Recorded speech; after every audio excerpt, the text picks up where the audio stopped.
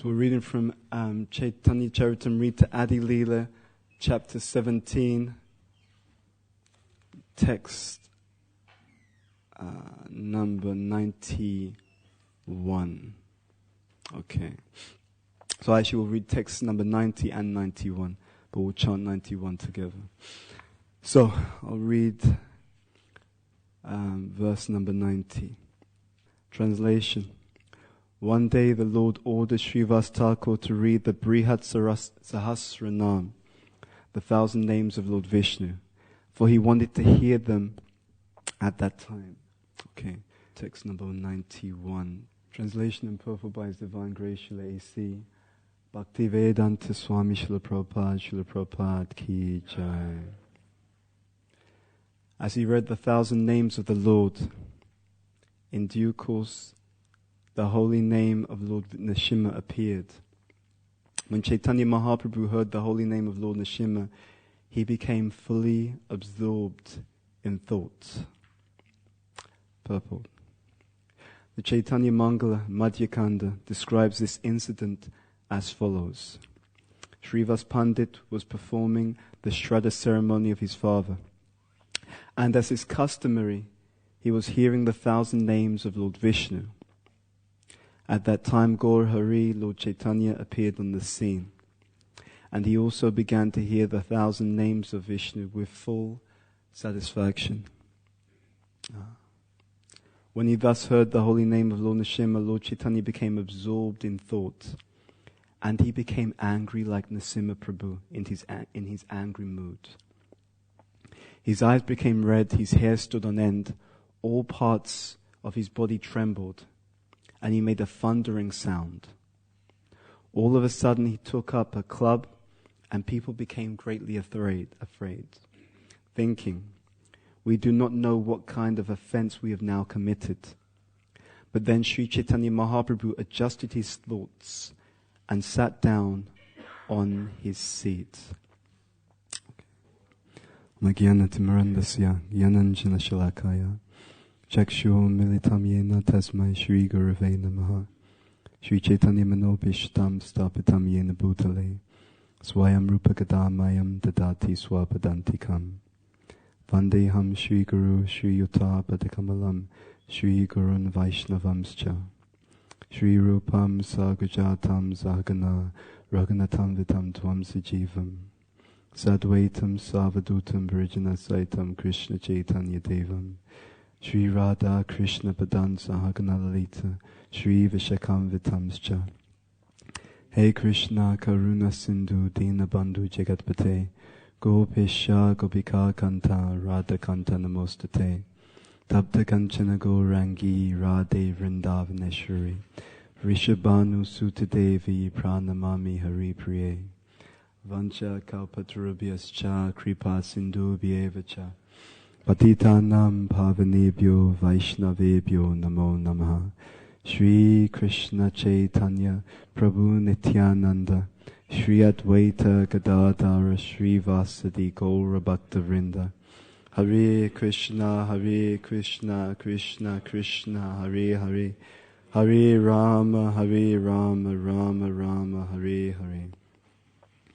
So, this chapter is entitled Pastimes of the Lord in His Youth. Actually, before we begin, requesting the blessings of the Vaishnavas, so we can speak something that will be pleasing to Prabhupada, the previous acharyas, by your mercy. Okay, so, interesting 2 verses. So Lord Chaitanya Mahaprabhu is hearing the Brihat Sahasranam, the 1,000 names of Lord Vishnu, and he goes into a certain mood. He heard the names of Lord Nrsimha, and he becomes fully absorbed in thought. In fact, it goes on to say in the next few verses that in that mood he runs out and he's looking for all the atheists to kill them. Yeah, it's actually literally what it says in the next few verses. It is our great fortune to have some acquaintance with Lord Chaitanya Mahaprabhu, knowledge of Chaitanya Mahaprabhu, the activities of Chaitanya Mahaprabhu. But even more uniquely, it is our extraordinary and causeless mercy to come in touch with the grace of Sri Chaitanya Mahaprabhu. When we look at this particular pastime, there's a few things we can bring out. Because he's become absorbed in the thought of Lord Nrsimha, and in that mood, he has a certain activity. And this is instructive. Every type of mood leads to a certain activity. The two things are deeply correlated. Nrsimhadev is the form of the Lord who gives protection, fearlessness, and strength. At the same time, the Supreme Personality of Godhead is all-powerful, so he can give anything. So why do we make this differentiation? It is because when he's in a particular mood, a particular form, he's more inclined to give something. Yeah? So when the Lord is in the form of Lord Nrsimhadev, he's more inclined to give protection, fearlessness, and strength, although any incarnation of the Lord can give anything that he so pleases. So, Lord Nrsimhadev also has this mission, this killing of the atheists. Our scriptures are such that everything has a subtle and gross component. On the superficial reading, yes, killing the atheists, that means those who do not believe in God. That is the gross understanding. The subtle understanding is actually much more deep than that. Because atheism is a spectrum. Atheism is a spectrum. And therefore, as sadhakas, we can also be on that spectrum of atheism. Yeah? Because actually, the depth of our faith is concomitant or synonymous with the depth of our surrender. So we can actually consider the degree to which we also do not believe in the shelter of the Supreme Lord by the degree to which we fail to surrender ourselves to that same Supreme Lord. Right? So we are also on that atheism spectrum. Because we also have that degree to which, yes, I accept that there's a Supreme Lord, but I don't fully trust him. Therefore, I will do something towards Krishna, but I will keep something back from Krishna at the same time. And so in one sense, we are extremely lucky that Lord Chaitanya has the mood that he has. This is actually one of the major themes of our tradition, Gaudiya Vaishnavism. The major theme is just the extraordinary mercy of the Lord. Yeah? Just the extraordinary, causeless mercy of the Lord. When you consider that in the mood of Lord Nrsimhadev, there's this tendency to just want to kill those who do not believe in the Lord, then we consider the fact that we are on the spectrum, then the question comes up, do I want Krishna to be just? Jai Shri Shri Radha Gokulananda, Jai Shri Shri Sitaram Lakshman Hanuman Shri Shri Gonitai, Guru Parampara Srila Prabhupada Tulsi Maharani Ki Jai. The question comes up again and again in our spiritual lives. Do you want Krishna to be just? Right? Do you want the Lord to be fair? Now, in many cases in our spiritual life, we will consider, yes, I want Krishna to be fair. Someone's done something and it wasn't right. Krishna should make sure that they know that that's not unacceptable. But as we reflect upon the mood of Chaitanya Mahaprabhu, the truth of the matter is, if we're really honest, we actually don't want Krishna to be fair. We really want Krishna to be merciful. You see the difference? Because at least reflecting on my life, if Krishna's fair, I'm not even in the race. You understand the point? If it's gonna be like, okay, what you actually deserve, we don't even belong here. That is a fact.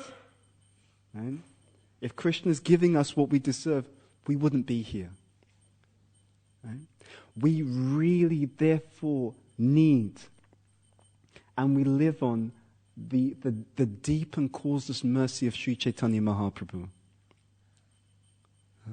So these differences in mood, as exhibited by the different forms of the Lord, they are instructive for us. Radha Bhava Duty Suvalitam. Lord Chaitanya is Krishna, but in the mood and luster of Srimati Radharani. There is a lecture that Prabhupada gives on Radhastami. It's a lecture he gave before Shri Shri Radha London Ishvara, and he refers to Radharani as Jagan Mata. Right?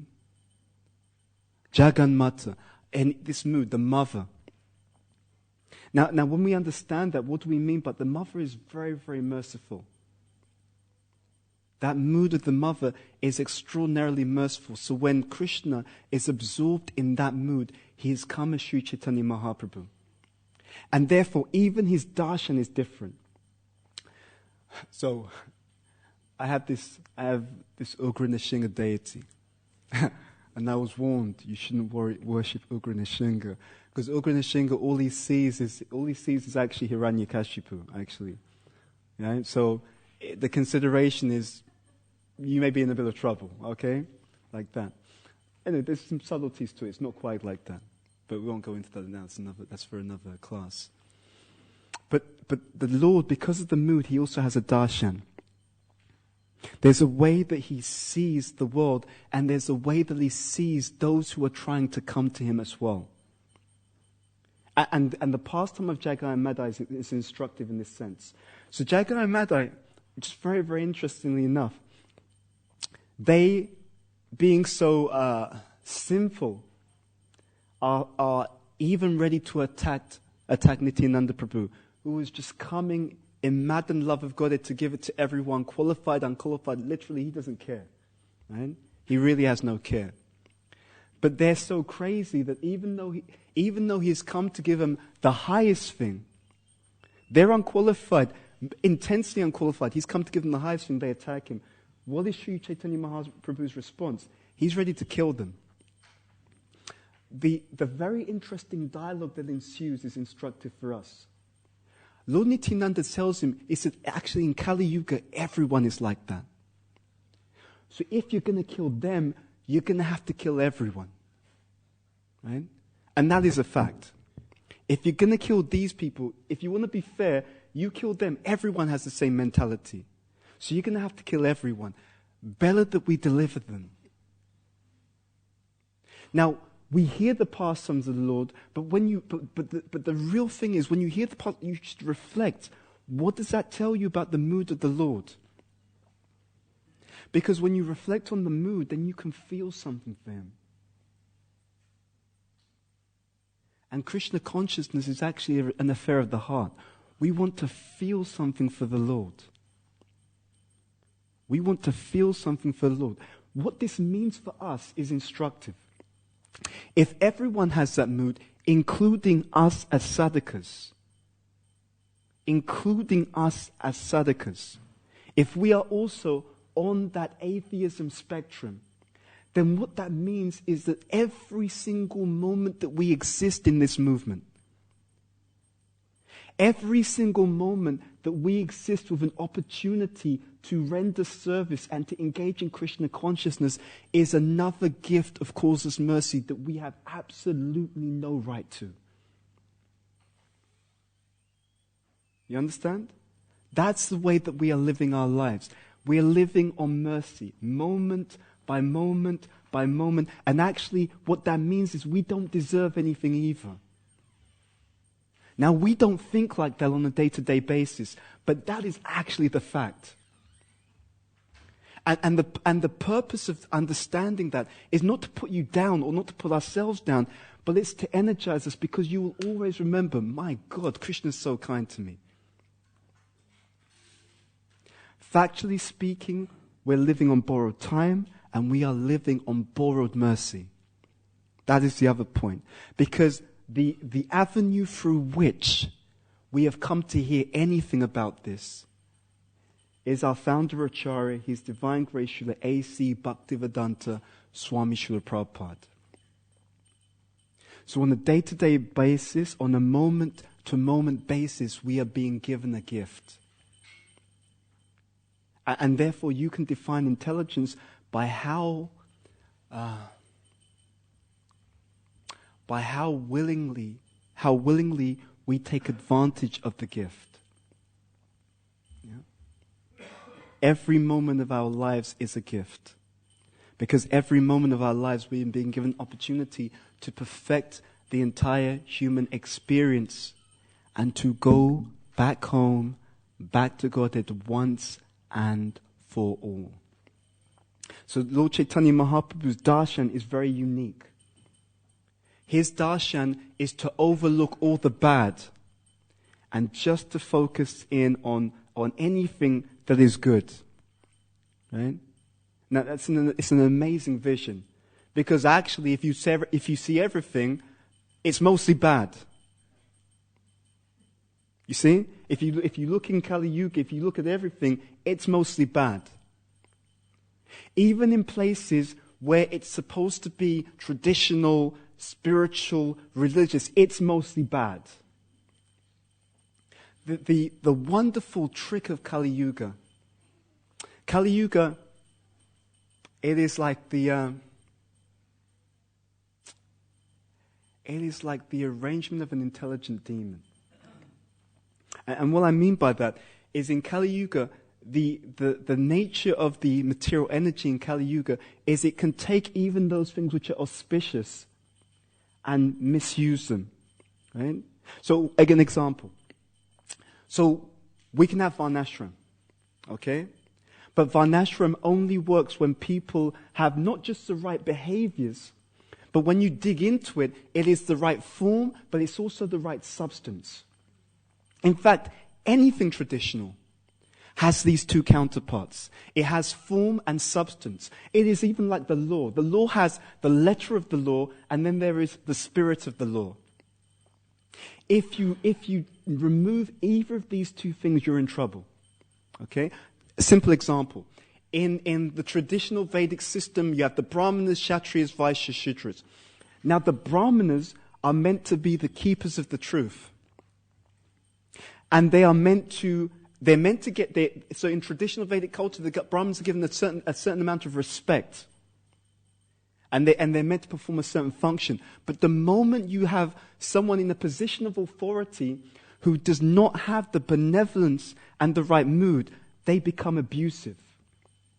So you have this hierarchical structure, and you have people in different positions of power. And what are they going to do? I've got the power, but I don't have the correct consciousness. So all that means is, give it time, there's going to be abuse. You understand? So whenever there's hierarchy, but without benevolence, it leads to abuse. Where there's power, but there is not humility, it leads to abuse. Abuse of power. Now in Kali Yuga, because people are so enamored because in Kali Yuga people are gross. Everything subtle can't be seen, it's not perceived. So then what can happen is you get extremes. Either it's let's destroy any hierarchy, right? Because people have misused it. And it's true, people have misused it. So then you get one extreme, let's completely make everything flat, there's no hierarchy. But then it leads to certain problems. Or it's you keep the form, but you don't understand the substance behind the form. So then it becomes dysfunctional, right? And it happens again and again and again in various ways. Because the symptom of Kali Yuga is people have lost touch with the deeper, more refined aspects of reality. So unless it's blatant and gross, no one can see anything. But spiritual life is meant to reverse that process. Spiritual life is meant to reverse that process. It's meant to give people an understanding, not only of how things are meant to be, not only of the form of something, but also the spirit behind it that makes that particular form work. So, I remember, to be really honest, I remember once writing to my spiritual master, and I was asking him, so you gave a class, and you were talking about, how this Varnashram would save society. But in the class you said that, Prabhupada, we're not ready for that yet, because if we try to institute that, in some places it will be misused. And we were having a dialogue around that particular point. Anywhere that there is power, but there isn't the proper consciousness, you have problems. So Kali Yuga is an ocean of faults. And therefore, it requires a deep understanding, literally, of everything. When we apply Krishna consciousness, we are meant to apply Krishna consciousness in the deepest sense of the word. Even our literature is very interesting. The term Purana, right? That Sanskrit word, it comes from two words. Purana, Pura Nava, which means that which is old made new. So Purana isn't actually just a series of literatures, it is an approach to something. That which is old. What is old? What is old is the eternal timeless principles of Krishna consciousness. That which is old, made new. Made new means what? Means that you are going to give this according to time, place, and circumstance. You are going to package this eternal teaching. You're not going to change the teaching. Because the teachings, the principles, they are the active ingredients. The moment you get rid of the active ingredients, your teaching has no potency. So you're not going to get rid of the active ingredients, but you are going to take the mood of Sri Chaitanya Mahaprabhu.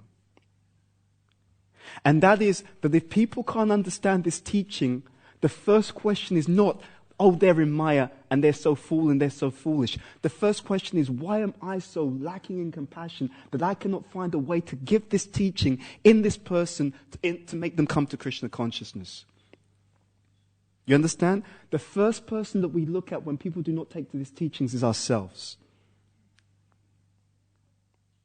The ways that we inculcate this teaching, one way is presenting it, right? Another way is living it. But you know what? The most powerful way that we present the teachings of Krishna consciousness is what you have imbibed.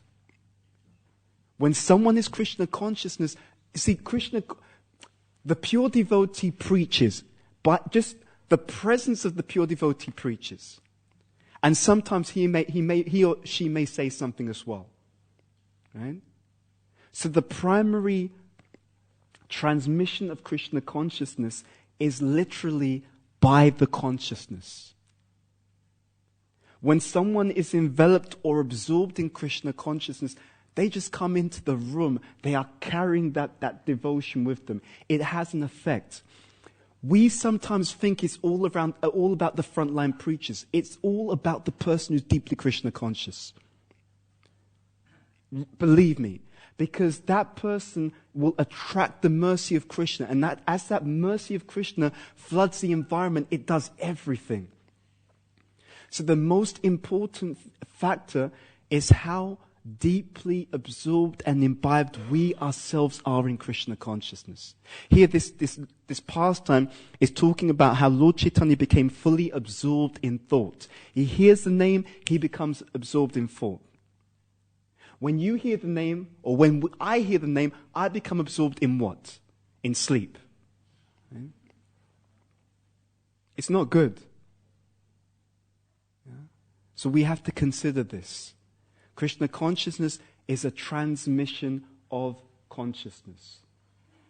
There was a conversation with Srila Prabhupada, and someone was complaining how people, they're not coming to Krishna, they're not coming to God. He was told they are not interested, and Prabhupada immediately challenged. He said, they are not interested, or you cannot interest them.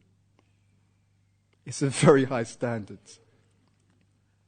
But Puranava, that which is old, made new. The eternal teachings, the eternal ingredients presented in a way that people will understand what they have been given, and they will actually come and they will take it. Because the truth of the matter is, Krishna consciousness is what everyone is looking for. It is what everyone is looking for. It is just that we have to think, how do we understand where they're coming from in order to present this so that they'll understand and accept it? See, the difficulty is what? What is this point that Prabhupada makes? Prabhupada says everyone sees the world from their own perspective. What is that word? What is that quote?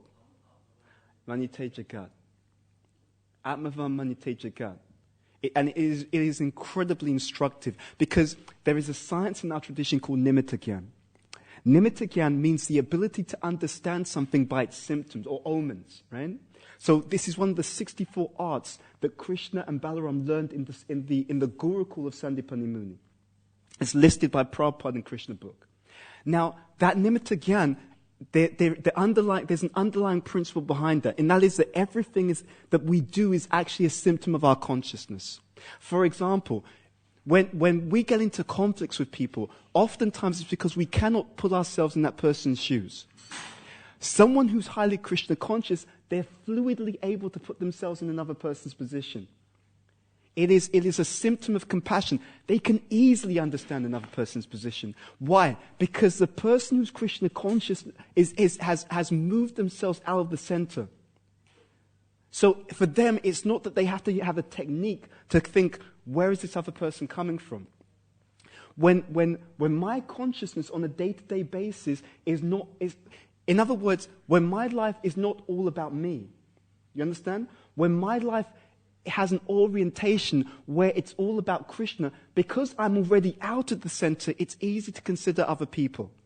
It's easy. So, therefore, automatically they're empathetic. Automatically they're compassionate. Automatically they can understand other people. Right? That's what we mean by nimitta. Every level of consciousness has its own symptoms.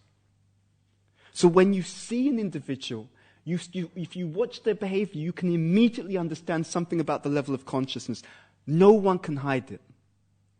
No one can hide it. Similar thing, a pure devotee is always humble. It's not that they're trying to be humble. They're not practicing humility. They are humble. Because when you're feeling the presence of Krishna 24 hours a day, there's nothing to be proud of. You understand? It's like, okay, you have some knowledge, but Krishna knows everything. What is there to be proud of? You have some interesting technique on sharing Krishna consciousness, but Krishna knows, he's the source of all intelligence. What is there to be proud of? So every level of consciousness has its symptoms, its nimitta or its lakshana. Yeah? Very, very simple. And it can't be faked. It actually can't be faked. What we are transmitting is what we are 24 hours a day, 7 days a week. Now the amazing thing, going back to this, is that Sri Chaitanya Mahaprabhu, okay, I can see all these other things. Let's see the good. Let's pick out the good and let's encourage that. Prabhupada would often talk about fanning the spark. Yeah? There may be 100 bad things, one good thing. Okay, what should we focus on? Let's focus on the one good thing that's there, and see whatever we can do to maximize and to expand on that. This is the mood of Sri Chaitanya Mahaprabhu. This is also, therefore, the mood of our acharyas. This is the mood of Srila Prabhupada. And they expect us to do the same thing. Yeah? That's the point. Ultimately, we have to understand that Krishna consciousness is lawless. It is absolutely, we didn't deserve any mercy, but it's come. It's lawless, right? The people you're giving that mercy to, Madhura Kadambini explains that Krishna gives his mercy to his devotees to distribute on his behalf.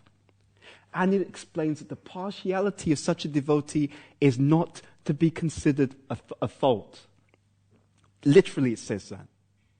Extraordinary. That means that you are carrying as devotees a certain Kripa Shakti. You can intervene in the destiny of humanity. And ultimately, that is exactly what this movement is. This movement of Sri Chaitanya Mahaprabhu is an intervention, a divine intervention in the material destiny of the world. And our mission, no less, is the mission to save the entire world, literally. Literally. Therefore, Srila Prabhupada said that this movement will go down in history as being the movement that saved the entire world. Did you get that point? Literally. The movement that saved the entire world. And then what is our role in this mission? As a movement, oftentimes we get into, sometimes, to be honest, and hopefully no one takes offense at this, Sometimes we get into ridiculous arguments. Ridiculous arguments over things that really, if people had any common sense, if we were sufficiently Krishna conscious, these arguments wouldn't occur. Going back to this point about getting ourselves out of the center. Think about that. Now, when you get yourself out of the center, let's take the reverse view. You have the mentality of a neophyte devotee, right?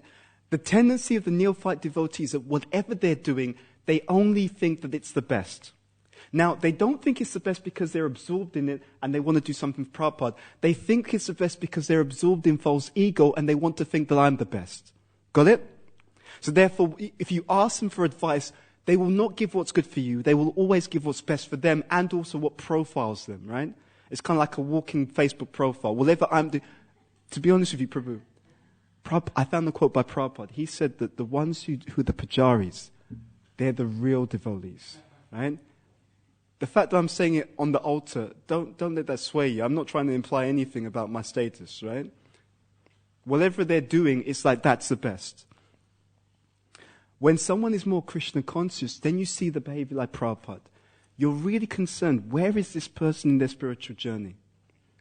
And most importantly, what is it that our Krishna wants of his devotee? They're not my devotee.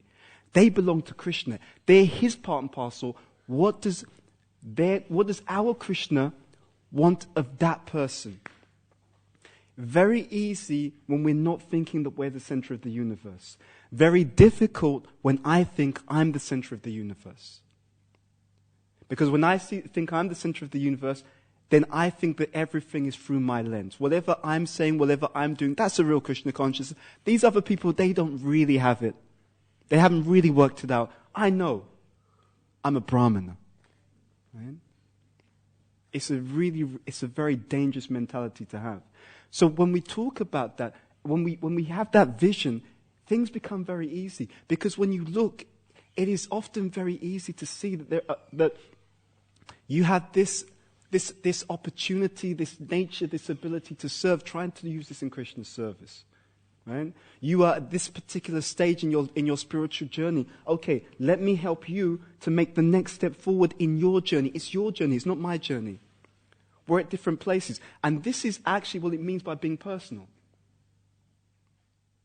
So when we do less than that, when we see everything through our own lens, and when we tell other people to do what's good for us, not what's good for them, that's impersonalism.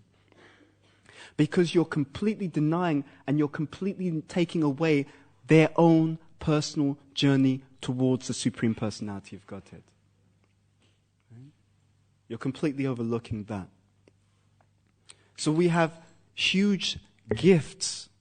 Even the gifts don't belong to us, but it's almost like someone gave you £1 million and said, go and see who you can make a lucky person. Right? Go and see how many millionaires you can make. Here's $1 billion. Just go around and just make a few millionaires for me. Right? That's the point. Now the funny thing is, every single person that you give Krishna consciousness to, you get a blessing for helping them. You know, you have this kind of pyramid selling, right? Right? Which is a scam, right? Krishna consciousness is like a divine scam. Go for it. Just give it out. See who's going to take the money. And every person that you help, you get some benefit for. I mean, you can't really ask better. You can't ask for more than that. So many things are being given to us. It is, in one sense, it's ridiculous. The depth of this teaching. You will have other people. This is a funny thing. You will have some people who are pulling in more effort in another religious path, to be honest. Right? Pulling in more effort. But the quality of what you've been given is that for every unit of effort that you pull into this, it takes you much further. Even names that we chant. I mean, these names, these are very intimate names of Krishna. It is interesting, the contrast here. They're chanting the 1,000 names of Lord Vishnu, right? And that's purifying. It's got potency. It's the name of the Lord. But you know what? The name of Krishna is even more intimate. Even more intimate. And this speaks to very, very deep pastimes that the Lord has in his own spiritual abode. So this is not a religion, ladies and gentlemen. We're not this is not religion. Religion means that you become moral, you become ethical. You may go to the church on a Sunday, right? You may wear the suit and the tie, and your kids look really cute. And you sometimes see these kind of images, right? I know in Africa there's a huge, and what they're really trying to imply is, if you're a Christian, hey, Christian's going to God's going to take care of you, right? If you're a Christian, you can have a nice car, right? Seriously, and a really nice car. If you're a Christian, you're going to have really nice kids. And you know what? Well, even when they smile, their teeth are going to look amazing, right? So the import is, if you're religious, you can have a really nice material life. And the fact that you've got a nice material life means that God really loves you. He's chosen you, right? The truth of the matter is, when you take to Krishna consciousness, literally, in some cases, all hell can break loose. No one tells you that when you join, right? But it's true. It's true. When you take to Krishna consciousness, literally all hell can break loose, especially if you're serious. Especially if you're serious. Yeah?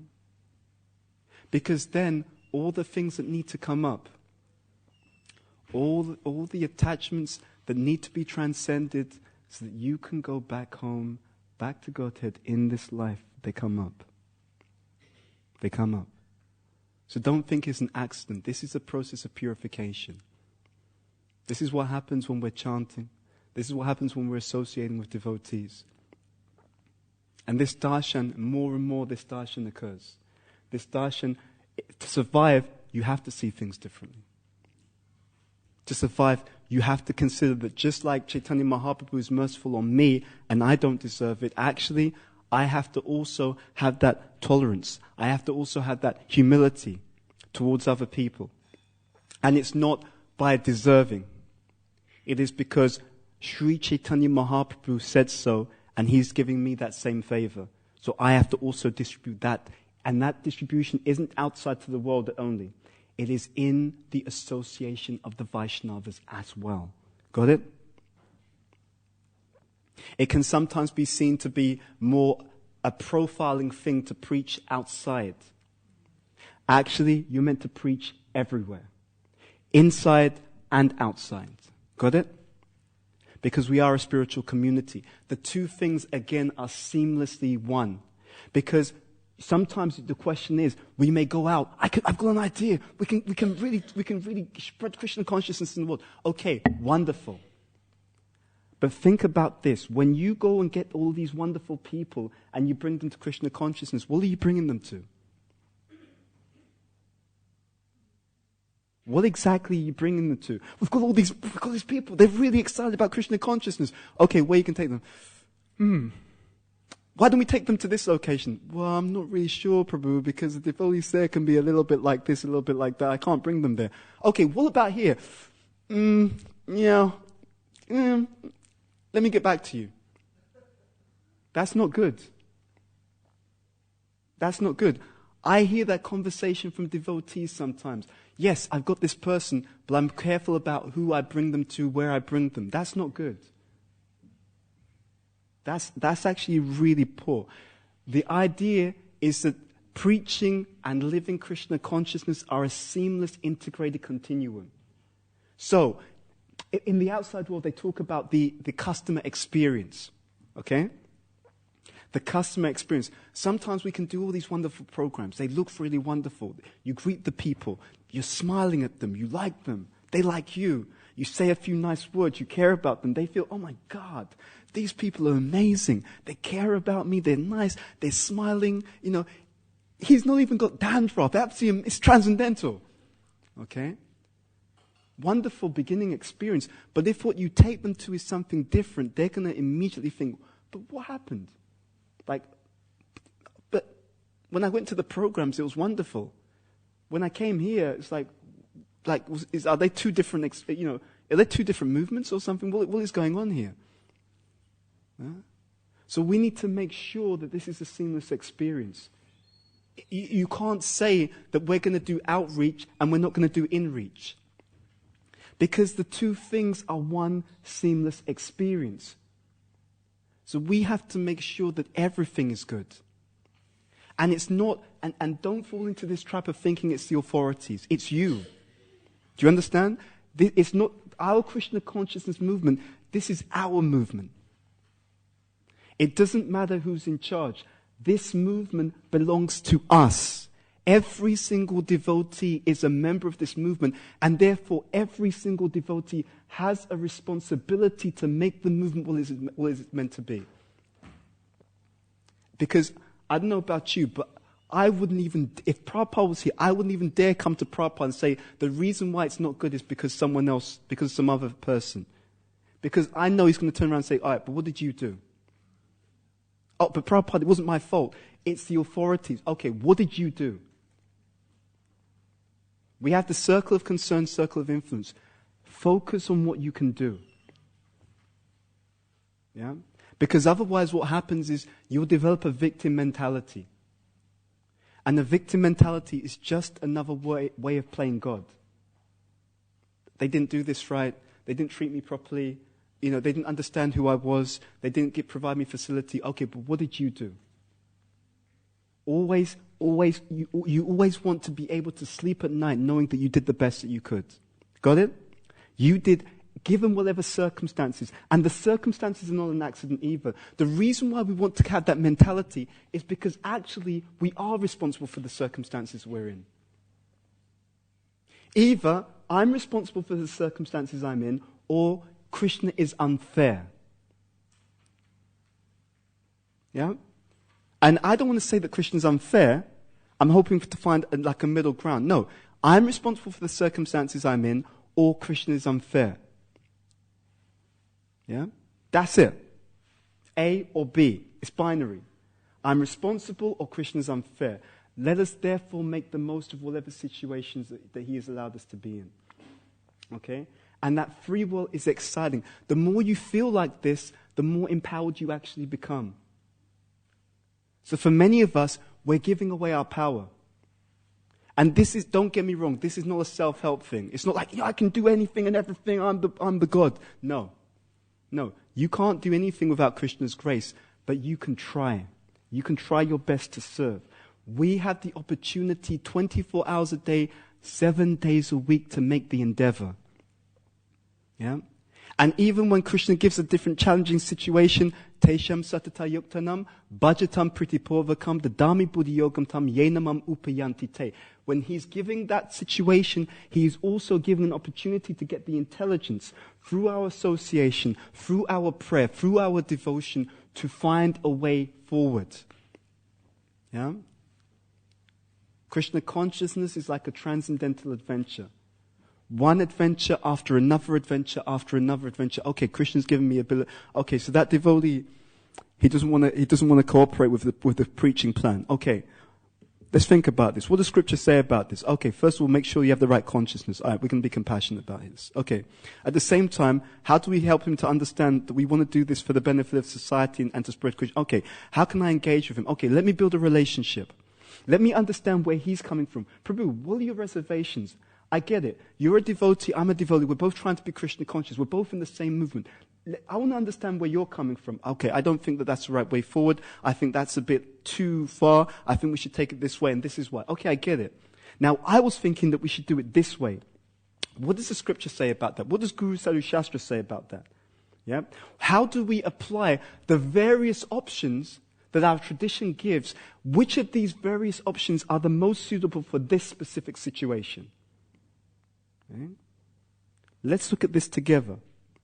Instead of me versus you, let's look at us to see how we can actually move this agenda forward. So it's just one exciting opportunity after another exciting opportunity to both imbibe the Lord's mercy and to share the Lord's mercy with others. The other wonderful thing, and I'll just maybe end on this point, is Krishna's amazing personality. once you've come to Krishna consciousness, I mean, literally, you're Krishna. You know, he's like, okay, she's mine, or he's mine. He doesn't let you go, right? He's got that kind of nature. The more you reflect even in your own life, you can kind of see Krishna's action in your life, right? Not just the way he works in your life. You get a sense Krishna's, he's got a sense of humor. You sometimes just do something and think, wow, okay, that was cool. You know, he's got a sense of humor. Krishna's cleverness. I was in a discussion yesterday evening. Two devotees who were born in the movement, right? I mean, and you see, when you sometimes see those who were born in the movement, I mean, these people, they're just powerful people. I mean, I was there. We used to serve together in the preaching project, and then kind of, by their own admission, kind of got into a few other things and so on. But they contacted me recently, and so we met up yesterday evening, and just two very powerful people, and they explained all of these different circumstances that they'd gone through. Right, so they'd kind of maybe not engaged as much in their Krishna consciousness. And Krishna, it was classic Krishna, right? Literally, it's a classic Krishna strategy. So he just let the material energy, literally in one sense, just beat them up a bit, right? Because he knew if the material energy beats them up a bit, what are they going to do? They're going to go straight for their bead bag. I mean, straight. The hand was deep in the bead. It was deep, right?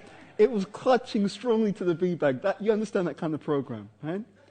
And they were talking about how they want to get back into Krishna consciousness more, and they want to go to the programs more, and all this kind of stuff. Classic Krishna strategy, right? Because once you've come to Krishna, he's not letting you can't go anywhere. He's like that. He's a bit possessive. You're mine. We have a relationship. You're not going anywhere. Okay, if you don't want to dive in, okay. You want to do a bit of searching around material, okay. I'm telling you it's a bad idea. But you don't listen to me. I'm God. I'm telling you it's a bad idea. Nah, Krishna, you don't understand. Excuse me, I'm God. What do you mean you don't understand? Oh, okay, go for it. Just get burnt. At the end, you either directly surrender, or the material energy burns you, then you surrender. Either way, you're going to surrender. Yeah? It's like a maze. There's only one way out. You can go left, you can go right, do what you want. But if you want to get out of the maze, there's only one way out. It's designed that way. There's only one way out of the maze, and that is to become Krishna conscious. Fully Krishna conscious, by the way. Yeah? One way out. That maze was made by Krishna. He knows what he's doing. Right? See, it's a classic Krishna strategy.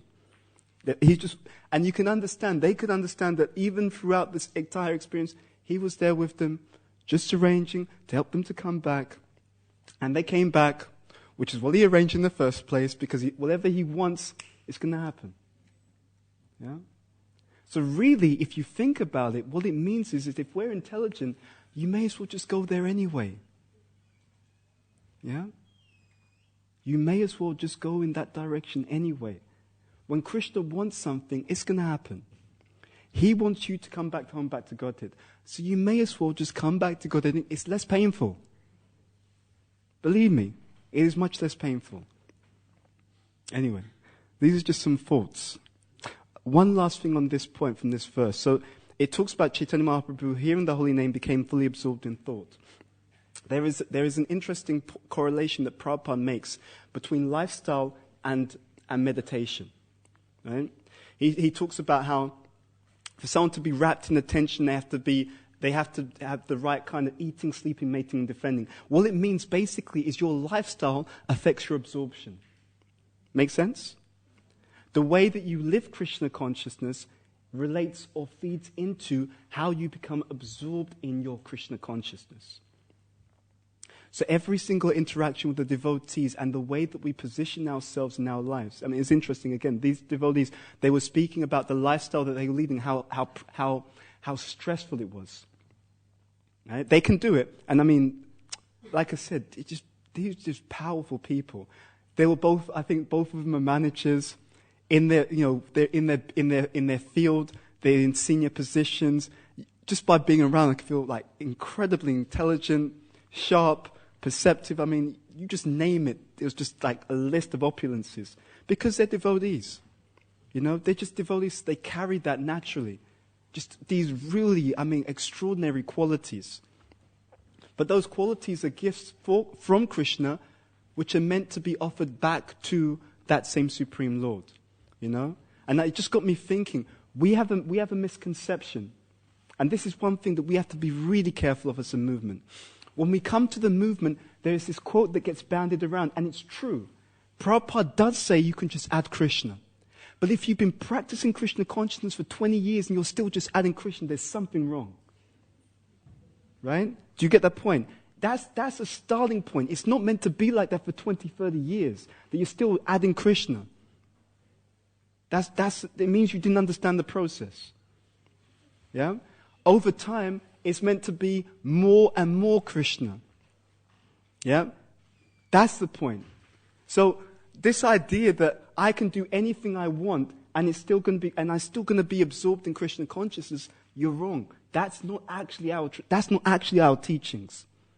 Our teachings is that if you're adding Krishna properly, then over time, progressively, the taste of adding Krishna is so sweet that you want to add a bit more. Right? Then the taste of adding Krishna is so sweet, you want to add a bit more. Because if you're adding Krishna properly, what it means is you're experiencing how this ever sweet, ever youthful, fresh, interesting, clever, funny, attractive, eternally young, supreme personality of God is going to reciprocate with you. And if you're getting reciprocation from Krishna, you'll be like, damn, this is wonderful. He's cool. He's got a great sense of humor. I even like the way he dresses. And you're going to want to have more of that association. So if after 20 years you're still adding Krishna, it means you're doing something wrong.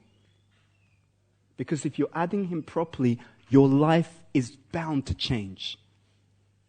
Again, everything has its symptoms.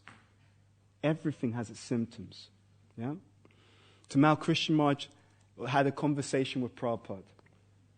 He said, Prabhupada, I was in India. I was on a train. I was sitting down, and I saw, and it was a bit crowded. There was one space next to me. I saw one gentleman.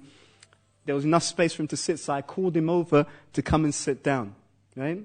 He said the gentleman obliged. He came and sit down. Then the gentleman called his wife, and she sat next to him. And there was a bit, less space. Then she called the kids, right? And I say kids, plural. You get it? They all squeezed in and they forced Tamal Krishna Maharaj out of his seat. And Prabhupada said, yeah, that's Maya. You give her an inch, she'll take over the entire thing. But you know what's funny about that? She got the strategy from Krishna. If you apply Krishna consciousness properly, he's going to take over. Yeah? And that kind of takeover, that's the type of takeover that you're looking for. Okay. So stop there. Shri Chaitanya Charitamrita ki jai. Srila Prabhupada ki jai.